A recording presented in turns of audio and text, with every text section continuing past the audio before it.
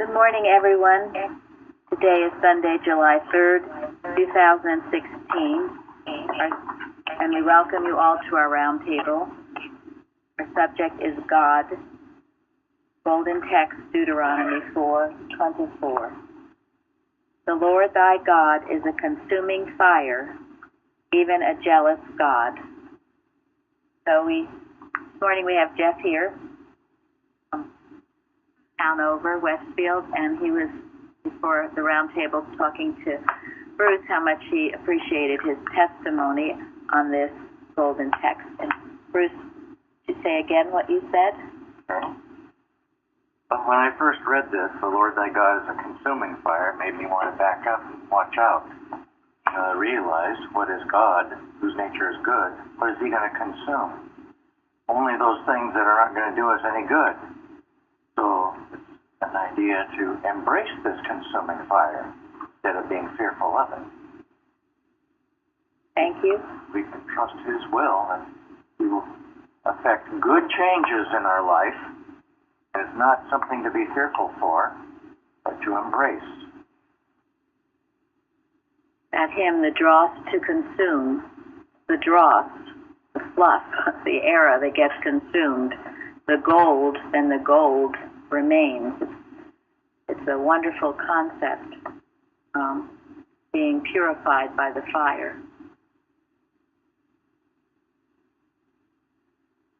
Anyone else want to comment on the golden text? We'll go through the Bible a little bit briefly before we get into science and health. One thing before we go any farther, though, I did want to mention, I felt that the Wednesday testimony part of the meeting was a little sluggish. So I remind you all to come to the meeting prepared to give. We have many people in great need who need to hear healings on Christian Science. And, check yourself. Many of you have we all do, wonderful demonstrations every day in our life of things that have worked out well, and we know it is God working in our life. But always ask yourself, will this make a good testimony? If someone who is brand new to science, or maybe even antagonistic to science, will they say, oh, that would have happened anyway, or they would have poo-poo it? Please make sure that it's something substantial that you give. You all have substantial things to give. And those of you who haven't testified much or haven't testified at all, we would love to hear from you. We don't need to always have the same people, but so please join in. It's nice to have the freshness and the variety of a lot of different people speaking. And it doesn't have to be a long, detailed it's better off if it testimony. isn't. If you've got something, even something simple that you're very grateful for, that God has helped you with, if you're speaking from your heart, it will bless. People will feel it. It'll help them feel closer to God. And that's really what the meeting is for. Thank you. Now, in the responsive reading, I thought this was interesting. And when thy son asketh thee in time to come, saying, what mean the testimonies and the statutes and the judgments which the Lord our God hath commanded you? We all have, we can all have people, sometimes your children, but it can be anyone, asking you, what mean ye? What mean ye by all this? And what was the answer?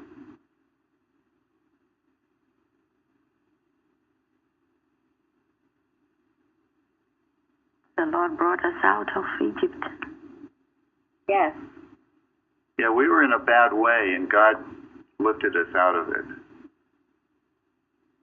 So what does that mean for you? If God saved my life. Yes. Yes. That's how you reach them. Don't preach. Tell them, oh my gosh, I was in despair. This was terrible, and God saved me. He brought me out of Egypt, out of this bonds of the slavery of mortal mind. And that's what our testimony should be. That's how you give the answer. Don't start preaching platitudes, not that any of you do, but I just thought this was very interesting that was this father's reply to his son. He told him how God had worked in his life. That will never fail. Who can object to that? Even that's if what everybody, sorry. Go ahead. No, please. Go ahead. No, I was going to say that's what everybody's looking for anyway, peace. Something quiet. So. That's so true what you said about don't start preaching, proselytizing, sermonizing, saying platitudes. The ultimate test is with my teenage twins. Exactly. They actually listen when I'm speaking about my own, experience. Thank you. That's exactly the right point I was trying to get. They run the other way if I speak the other way. Absolutely. I love that. Acid test your teenage children, maybe very rebellious, maybe covering their ears. I'm not listening. If you speak from your heart about your experience, who can deny that? No one can deny it. Heart speaks to heart. You can count on it. And that, to me, is the value of this responsive reading. So if you have someone who seems difficult about science or isn't getting it, when you start telling them how it changed your life, what it means to you, the healings you've had, that's all you need to say. All you need to say. Speak, let it overflow. And this is what Wednesday nights are about, too. A lot of times, something that you've been healed of, someone else is going through. So it blesses them to know that it can be healed and you've come out of it, which I've always thought was very helpful when people do that. Yes. It gives hope and encouragement. And, many times I've heard it, and I think Sharon has been one of them, where they might, or in Carol, they'll talk about it at work. You'll just say something like, well, maybe, you found a missing file or something, and the person will say, well, God helped me do it, or, they mention God, and the other person will say, that's wonderful. They respond to that kind of talk, because they don't get it anywhere much anymore. Don't be shy to bring God in, or, I was praying over that situation.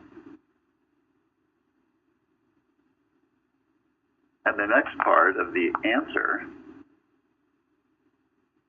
is that there are laws that God requires us to obey, but it's for our own good that we obey them. It's for our own good that we obey them. Yeah, God is God. Whether you obey the laws or not, that doesn't affect God. It's for you. This is true about prayer, too. Prayer brings you in touch with God. Zeddy says that in the chapter on prayer. God can't be anything less than what he is, which is all power, all presence, all knowledge, all good. And I find, there are some people who kind of cringe at the thought of someone talking about God, because so many people have been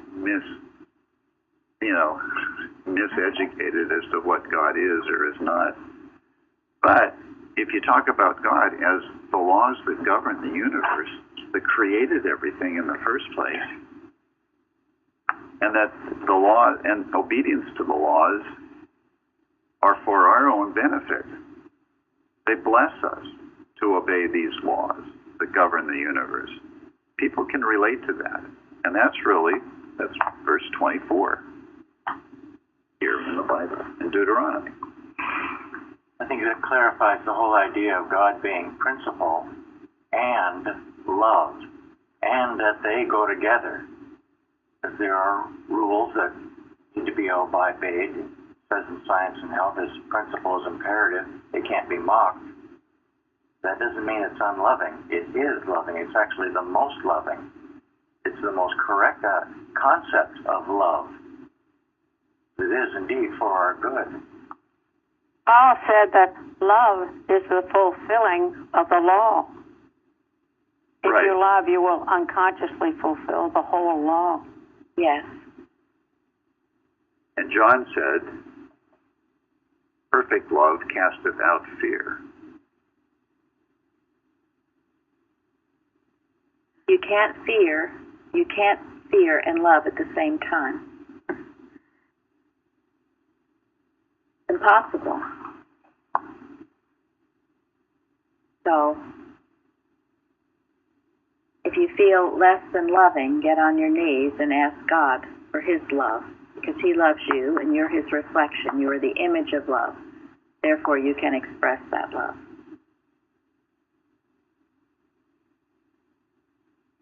The other in the lesson, it says, Moses talked to God.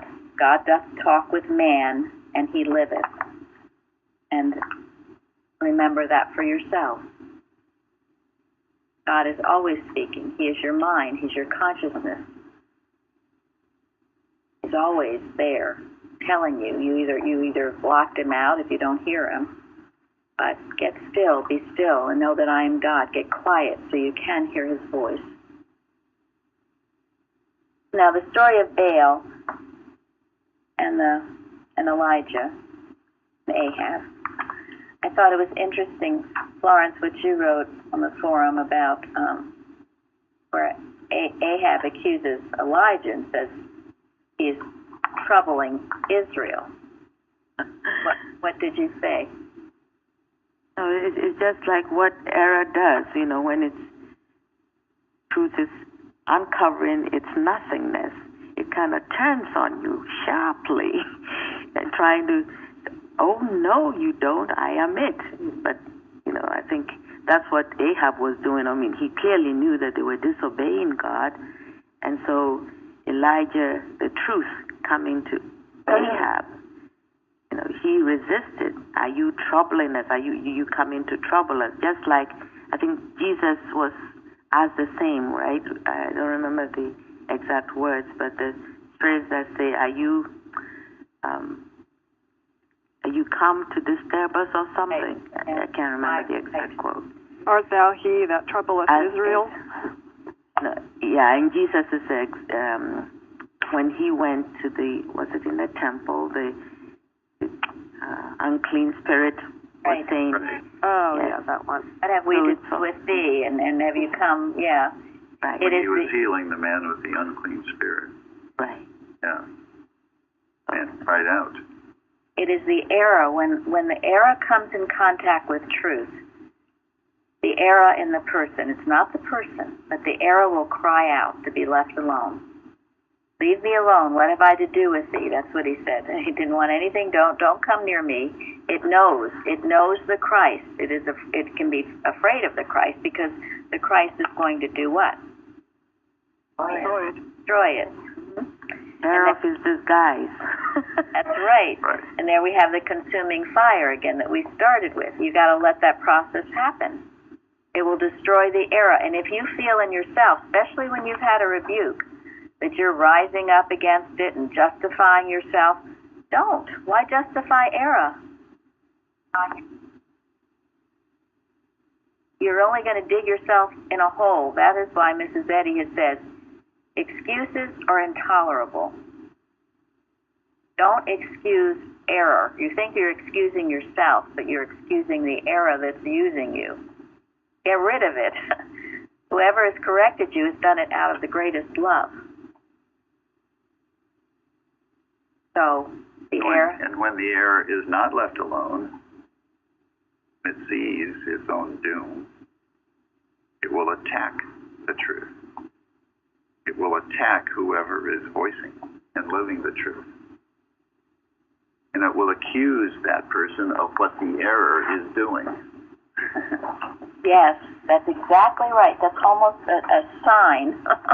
and that's what Ahab did. He accused Elijah of causing trouble. Yeah, and Ahab was a troublemaker. Just had Suzanne arrive from Vermont. Welcome, Suzanne. Hello. And you can also, you see this in the government, you can see it everywhere. It's very devious, is what error does. Error will accuse you or another person of what it is doing, the guilty party will accuse the innocent accuser of what the guilty party is guilty of. So It's a deflection. yeah. So many times I can tell the one that's making the most noise is usually the one that's on the wrong side of the deal. Mm-hmm. That's where you have to be quiet and judge righteous judgment. Only God can tell you the truth. And so I'm going to get into something more, a little more, before we get into what God is and science and health. Who were the prophets of Baal? What were they worshiping? Who's Baal? People who worship crafted image. Hmm? False idol. False idol. Idols with hands, idols that are made with hands. Right. Right, but they represent what? They represent a superstitious belief.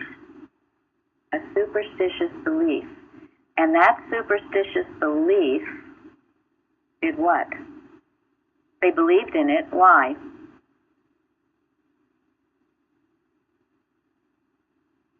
It would at times seem to work for them. How does that happen?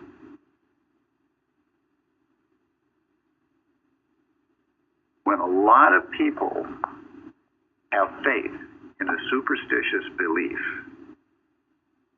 it will sometimes appear as if that superstitious belief actually had power, actually worked. And what does Mrs. Eddy say about false beliefs? That's all mesmerism. Yeah, you give them the only power they have. This is a very important point for you all to understand. It would seem to work. It's mortal mind projecting its own image. And this is also in one of the unauthorized books, Mrs. Eddy, she describes that as the definition of animal magnetism. It's believing something isn't true, getting others to believe it, thus making a law, a mortal law. Now, I'm going to tell a story. I'll try to make it brief, but I found it very fascinating. Someone that I know who has a nephew who, she'd always talked about this nephew being exemplary, just such a good boy, loved his family. He was spoiled rotten, and she would admit that too. He was at this point a teenager, and he had a very expensive car and other things. But even so, I guess he knew his family loved him. He was a good boy, did well in school, all of this. And then a while ago, maybe a year, maybe even 2 years, he met this girl. She was an older girl, a year older than he was. And he changed 180 degrees. And suddenly he didn't like his family, he was rebellious, he was brooding.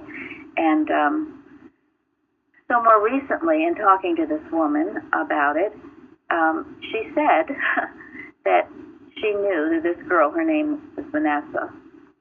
Vanessa had gone somewhere, she said in Pennsylvania, and she didn't give me names or anything, but I got the impression it was like a tarot card reading place or something like that, and they knew she did this. They found out she did this when she became interested in Brian, the nephew, and they felt like some kind of a spell or some kind of something was on this boy that changed him so radically. And they didn't think, they knew, okay? Now, they come from a background that perhaps is superstitious, would believe in those types of things. So their remedy for it is to fight fire with fire, to take that and start working the other way, to release that boy from that hole, because he is so the opposite of what he ever was. And of course, Vanessa is quite happy to have him in her clutches. Now, I couldn't talk direct science to her, but I was able to tell her at least this much, that if Vanessa, and obviously she was not working from the standpoint of good, then what she appeared to be doing could have no power, and that this boy could be released by it. But the reason I'm saying this, I have seen this happen to scientists. I have seen it in my lifetime, and I've wondered what in the world has happened when this 180-degree change has gone on. Now, Mrs. Eddy says in one of the early editions of Science and Health, and it might be first edition, I'm not sure, but she says that ERA, or whatever you want to call it, will be able to go into your home and do things. You won't need guns or anything like that, but, and this is what I'm talking about. It is this belief that there is a power in the devil, whatever you want to call it. And if you get onto that level of superstition, believing that there is a power other than God, you could be susceptible to it unless you do what? Recognize it and kick it out. Recognize it and kick it out. Now, my friend, this woman, said her nephew was a very, I use the word bland, but he was a very submissive type. He didn't, just real easygoing. He wasn't very feisty. And this woman made a point of saying those are the types that can be taken over by this. Why would that be? Because they are submissive. Yes, they're submissive. They're not thinking for themselves. This is why in our church, independent thinking is so hugely important. You think for yourself with God. You don't let others think for you, because pretty soon someone will be thinking for you that doesn't have your best interests in mind, perhaps. Why does Mrs. Eddy refer to Christian Scientists as enlisting? As in enlisting in an army. It is an army, and we have to stay alert constantly and be ready to battle any evil thought that comes and stand for right, no matter what or who. Yes. Yeah, because we are at war. The sword of truth. The sword of truth, we hold it.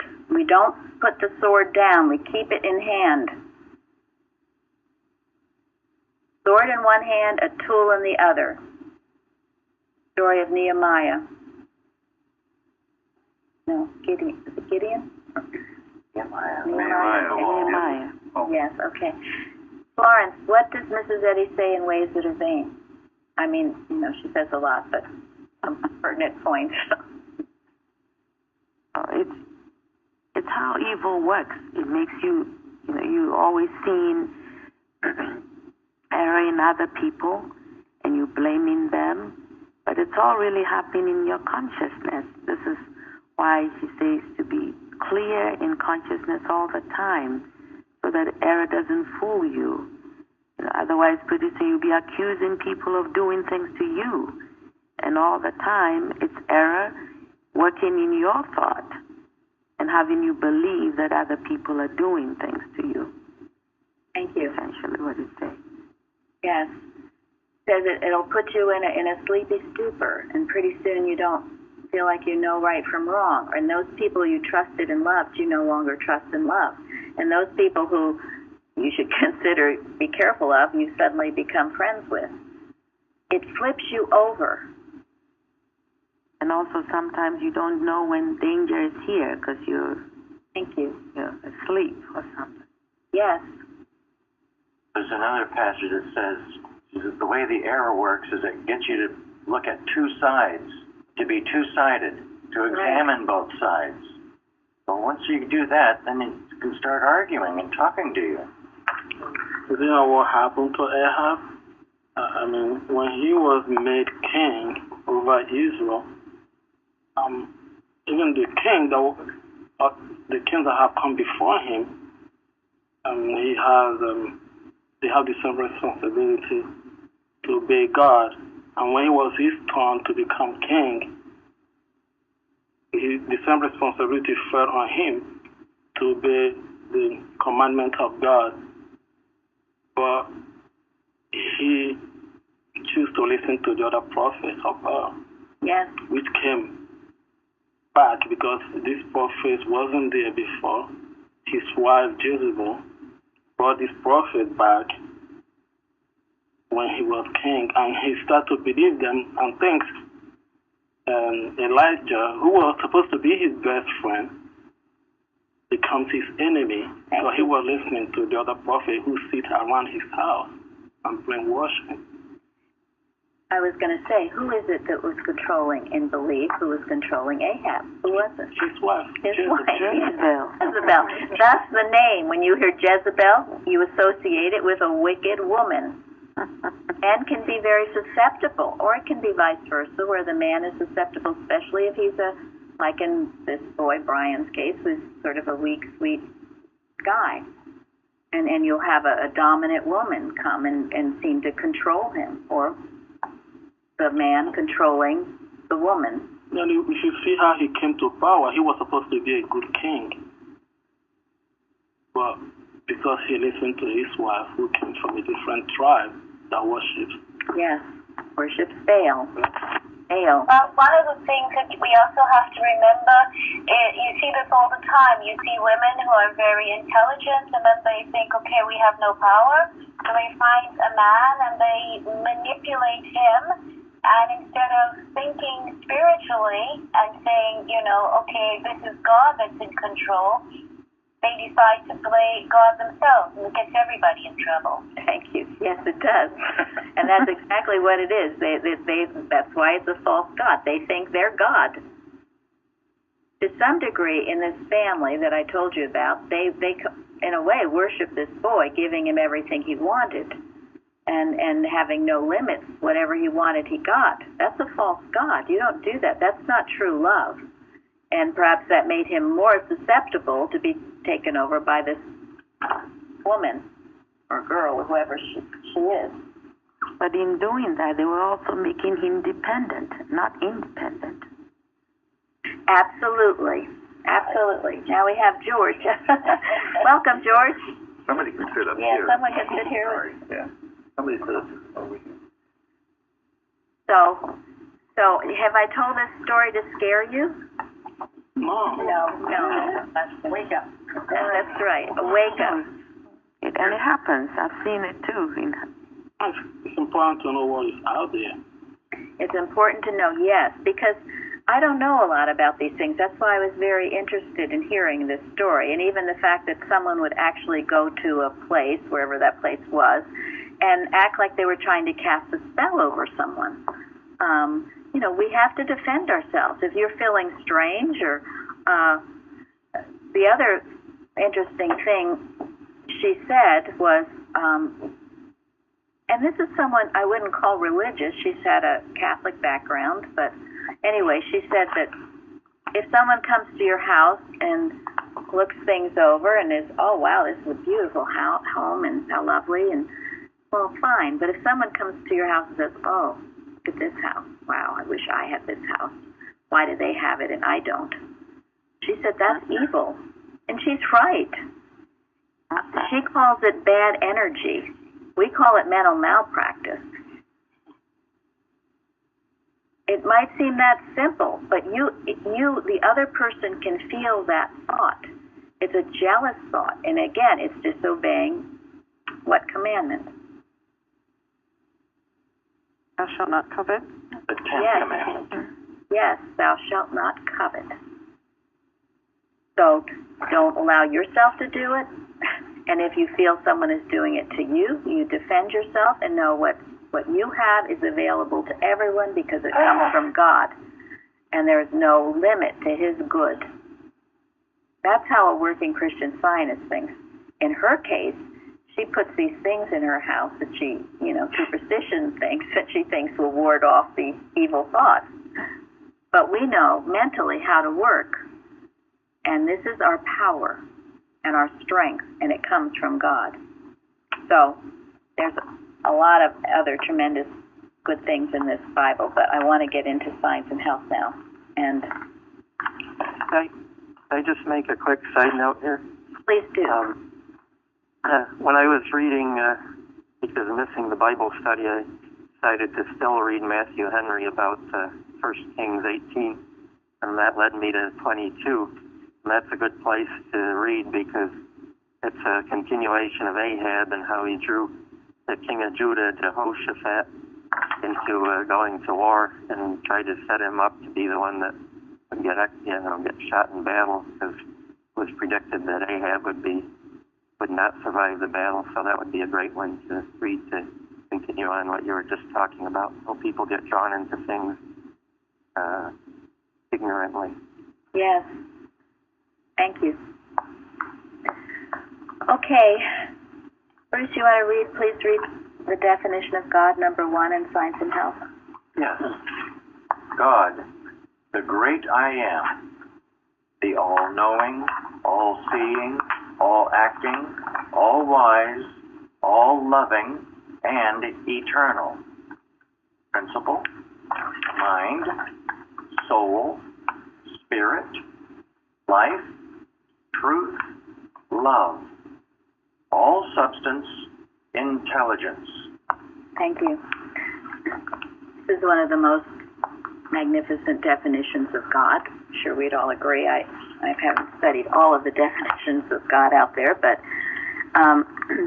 the great I am, where does that come from? I am, that I am. I am. Exodus. Thank you. Exodus. Mrs. Eddy based every single thing she wrote in Science and Health on the Bible. In our book, Collected Writings by Bicknell Young, he has a whole article called I Am That I Am. But I'm going to have Gary read just a page. The start is on 98. If we say, I want. That's the name of this article. If we say, I want, we obscure I am. The only I there is cannot want. Man is a state of possession, not of desire. When we set aside I want, then I am is present. If there is anything you want, stop and think. That's the reason you haven't got it. When you see that everything and everybody is governed by God, that is the ark, and there is safety. When you seek manifestation, you are separation. A Christian Scientist is of value only as he evaluates. Peter was all right and making his demonstration until fear came in. Then he sank. We are not making a living. Living is being, and being is God, and God is living. When you are handling fear, handle it. Don't be it. Don't put your fear into your treatment of fear.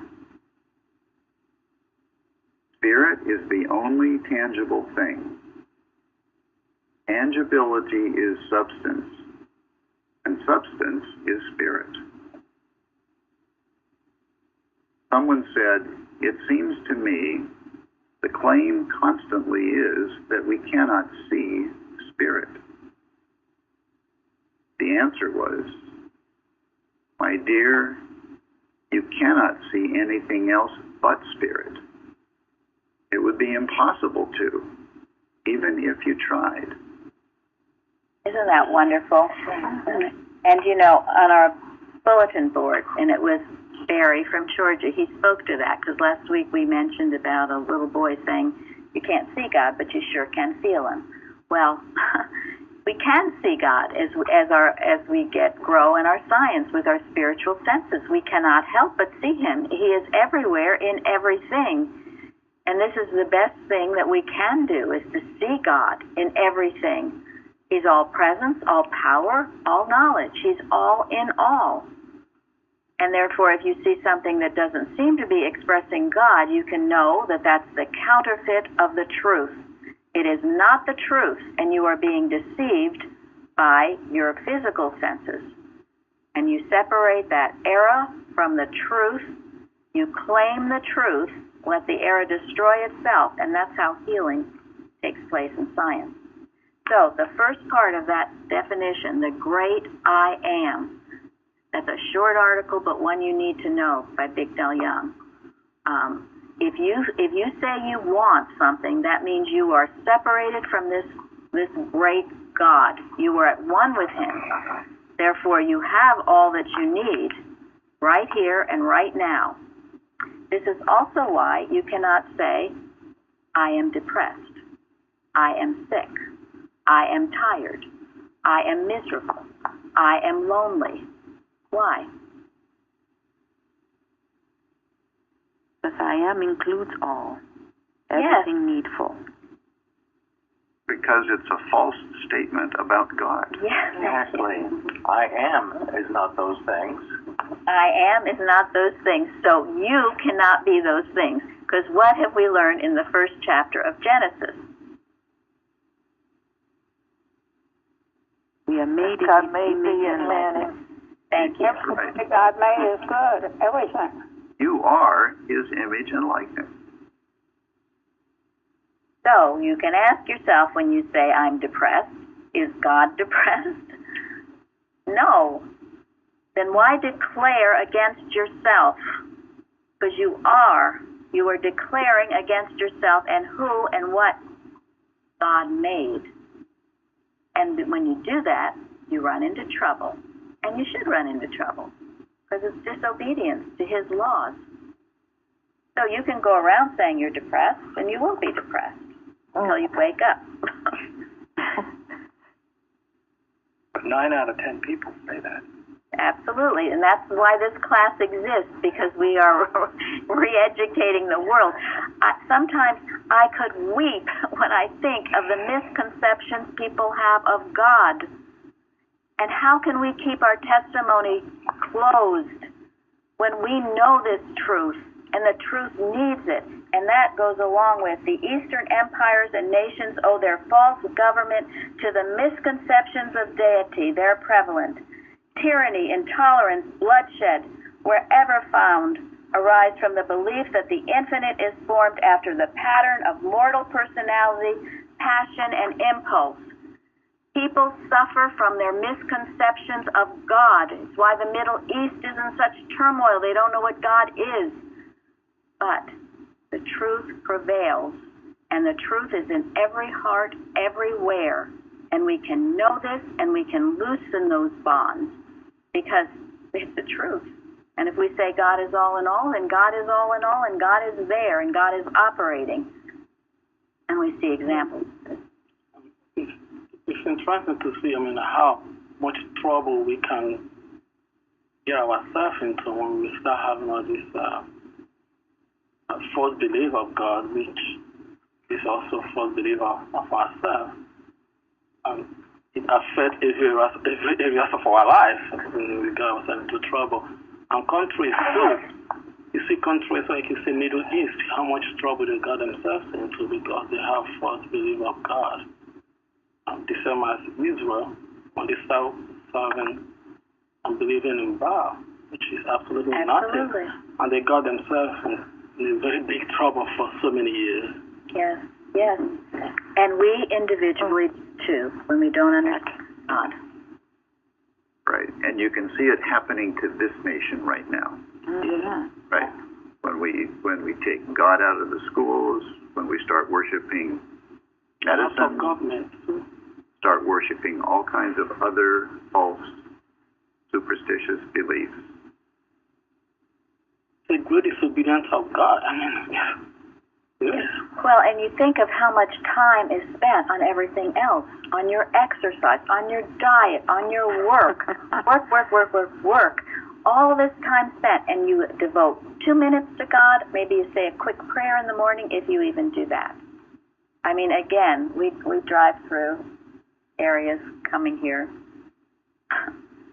See a few people, and most of them are, what should I say, advanced in years, going to church But all the restaurants, the open cafes, all the young people out there playing tennis, having breakfast, bicycling, jogging. Yes. Now, I'm not here to judge anybody, and maybe they are the most holy spiritual people on earth. I certainly don't know, but to me, it's making some kind of a statement. The other thing, I don't think we mentioned this at the Roundtable last week, in Plainfield, big, huge event, cycling event on Sunday from 7:30 to 4 p.m. The main part of the city was closed off. We were very concerned we wouldn't be able to get to church, but we did. And we got all these messages, Lillian and I were on the phone, oh, come to the cycling event. We encourage you all to bring your family. Now, what if they did that for church? Yeah. Who does that for church? Nobody. But a cycling event, come on out. Giving away free bikes to the 50 people that show up. Exactly. People are giving free Bible. Yes. Okay, back to the definition of God. The great I am. Remember that. And don't say you want. Don't say you're depressed. Don't talk to yourself that way. Be your best friend, not your worst enemy. The all-knowing. What does that mean?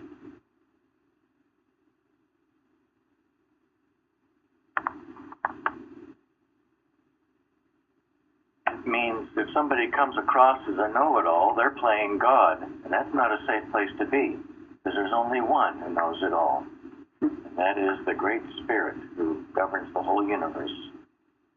Yes? Also, it goes back to Mrs. Sadie's interpretation of prayer, because when I read out the pages, it just tells me that there's nothing to ask God. Because if He's all-knowing, He knows what I need. If you try to ask Him, means you try to teach Him something that He doesn't know about me or something He doesn't know about anybody, which is absolutely nonsense. What does it say about Alzheimer's? Okay. If God is all-knowing, can we be all-forgetting? It's what you claim, and you be careful with what you tell yourself. You know, all these expressions, I'm having a senior moment, things like that. If God is all-knowing, that also means you, as His image and likeness, know everything you need to know when you need to know it. You know everything you need to know about yourself, your body, your home, your family, your church, nation, world. You know, we know that Mrs. Eddy knew, she took the pulse of the world. She knew because she prayed daily for church, community, nation, world.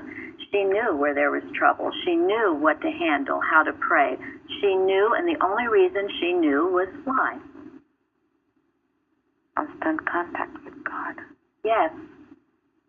She knew that God was her mind. Therefore, she knew everything she needed to know, and you can claim it for yourself, and you should. I wrote this, I think, on the forum, but maybe not, but I would suggest you work with this every day. I do. This whole definition, I work with it for myself, and I work with it during the watch. All-knowing. You know everything you need to know when you need to know it. And believe me, I have found out things I have had no other way to know except God told me by declaring this. You identify yourself with this definition. And that doesn't mean, as Bruce said, that you're a big know-it-all. That is verboten. I found that more and more, if I'm saying something to somebody else, you say, is that true of God? Thank you. It's a good checkpoint. It's a good checkpoint. Yeah, there was something that Philly read during the, no, not Philly, Elsie from Alabama. Don't know if she's listening. I'm listening.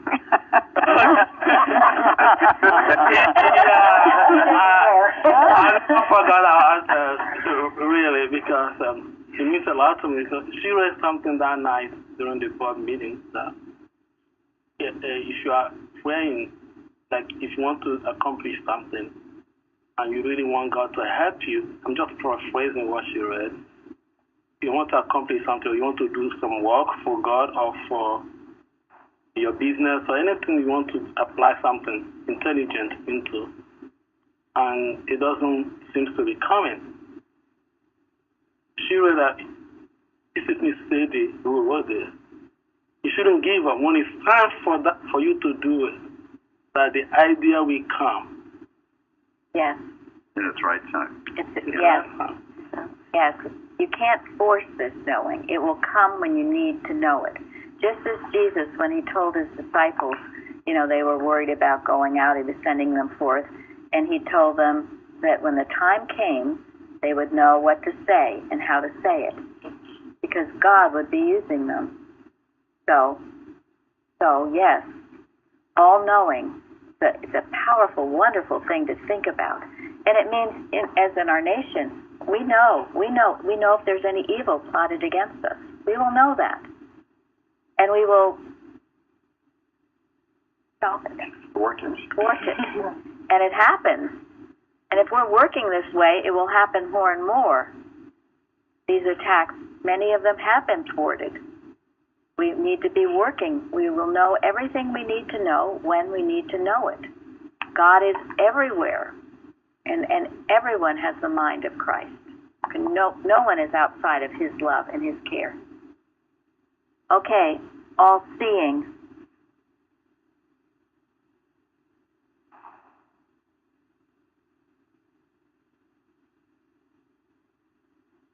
There's no failing eyesight. God sees everything as it is correctly, and so do we. He is all-seeing. And don't feel you can get away with anything, because you can't. Very comforting. There's nothing hidden. Nothing hidden. All things are light. Julia Johnston that wrote something about in every activity God is there. So we have to know that in any conversation, in any meeting, in anything, God is there. I love that. Thank you. That is her article on the God's elect, or one of those. We've had it in the Liberator. Yes, the Christ is present at every meeting. There's nothing hid to God. He sees it all. And so we, as his image and likeness, need to know that seeing does not belong to your eyeball. We see, God sees. Go ahead.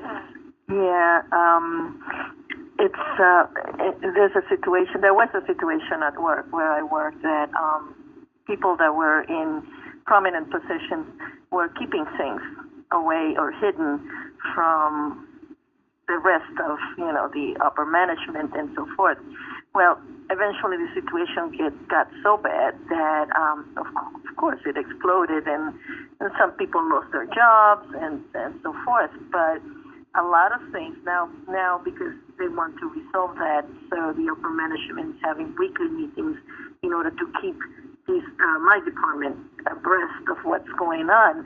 And it's funny that now we're finding out a lot of things that were hidden and is being exposed.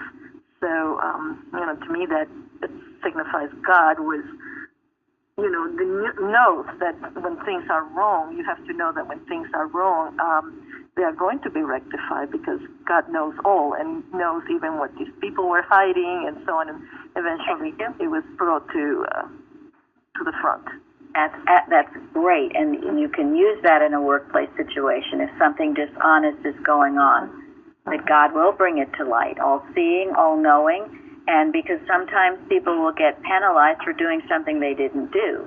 People have gone to prison for that.